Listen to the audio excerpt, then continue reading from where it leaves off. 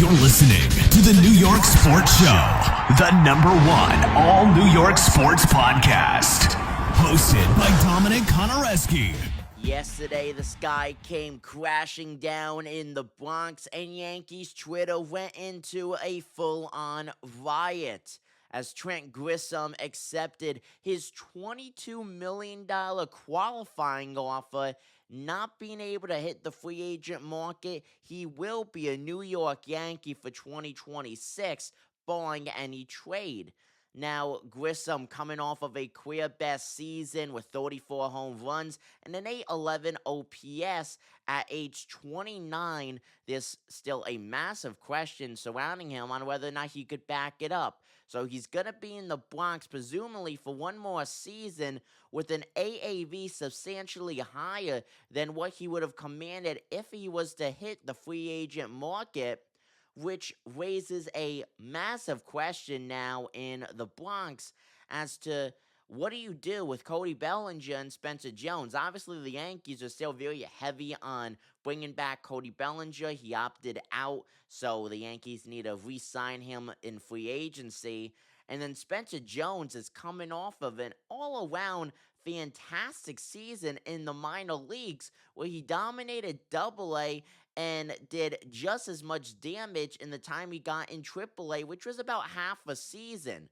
Now, whether or not Spencer Jones begins 2026 at the Triple-A level with Scranton and Wilkes-Barre, you have to give this guy playing time in the majors. He cannot spend the entire season in the minor leagues, which leads me to believe that if the New York Yankees bring back Cody Bellinger, which I hope they do, obviously, then there will have to more than likely be a trade. Right now, the Yankees outfield trio, this is in no specific order, consists of Trent Grisham, Aaron Judge, and Jason Dominguez. I hope Jason Dominguez, no matter what happens, gets a full season of playing time so we could see what he could do. I know in left field he was extremely shaky, had a lot of mental errors.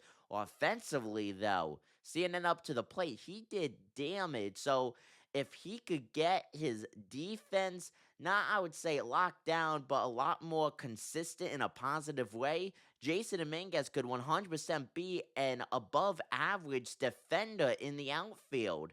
Now, Trent Grisham, I mean, you're getting paid over $20 million.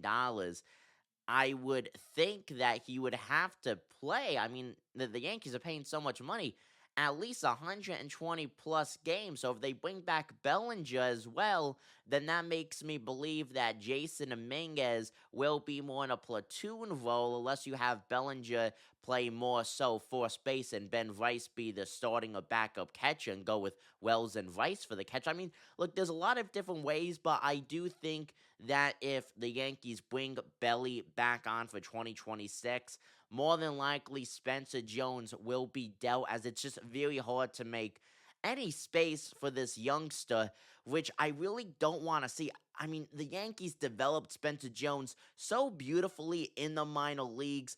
I cannot trade him with a clear mindset unless it's for a guy like Paul Skeens, which will command a lot more than Spencer Jones, obviously, without at least giving Jones at least 2 to 3 months of regular Major League Baseball playing time in the Bronx with the New York Yankees. I really want to see what he could do because I think he could do a lot of damage, especially to that short porch. Comment down below what you guys think. Look, Trent Grisham coming back, it's not the end of the road.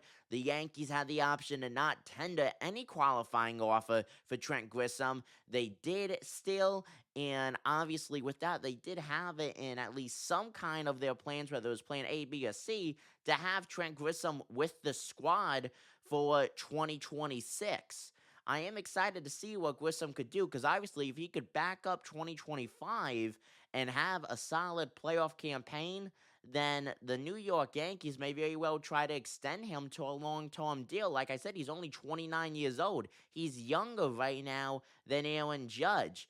And you also got to factor in that the Yankees are paying, $15 million, a little bit more for Ryan McMahon, who basically just plays good defense and that's it. The guy can't really hit. So You can't get on the Yankees paying this much for Grisham when they're paying Ryan McMahon the amount they're paying him. In my opinion, at least, you can't. So comment down below what you guys think. I'm Dominic Konoreski. Take it easy, folks.